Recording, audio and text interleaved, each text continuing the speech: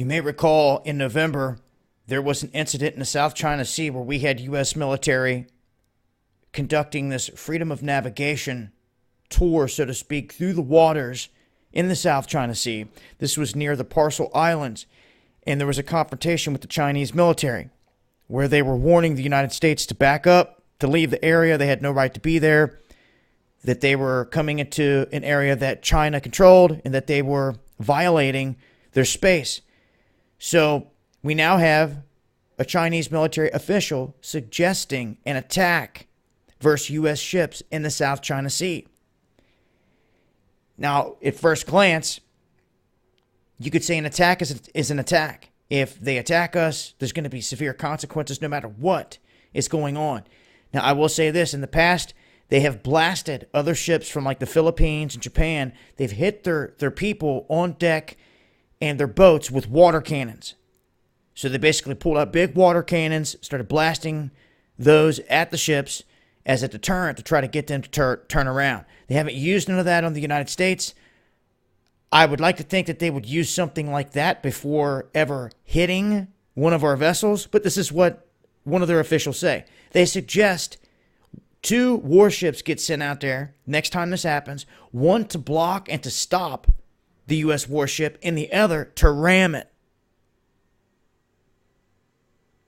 So they're openly talking about ramming, which could sink a U.S. warship out here without firing a shot. Ram it, put a hole in the side, it could go down. And if they think they're going to get in with close proximity of a U.S. warship and try to ram it without taking any shots in a situation like this, now I know there's been warships that have been rammed and hit here recently, and it's been highly suspect. Many different instances where boats have just cruised right along and smacked right into them. But in a war type of setting, you got everyone on deck with guns, ready to rock. It's a little different. That thing starts creeping closer and closer and closer after warnings over the radio. Who knows what's going to happen? This seems to be one of those locations that could be a flashpoint in terms of all this. From here down to Taiwan. You know, those 2 locations and how they're sailing in between China and Taiwan back and forth. And now they're in the South China Sea. The response from China is just hit them, ram them. That's what's coming next. Whether it's hot air or something that really does happen, we'll have to wait and see. And we'll have to wait and see if they do this, not just on military warships or any other warship out there, just to prove a point. It could be the Philippines, Malaysia, Vietnam, anyone else trying to go through this area that they try to make an example out of. Feels to me we're on the cusp of some things popping off in this region. And we've known it for some time. We've seen where this is going. The Parcel Islands here is a hot spot as well in the middle of all this, but you can expect if things really do heat up that certain players are going to have to come to the table and solidify that they are U.S. allies through and through, or that they're standing with China through and through.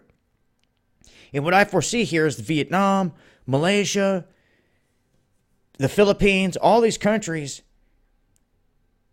will probably side with the United States. It looks like that's where they're leaning right now. Because if not, many of them have issues with China already. They're going to be left by themselves to deal with it.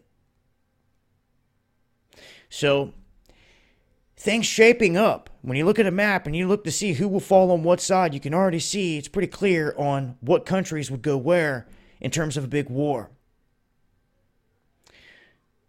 But I'll leave a link. I'll continue to update.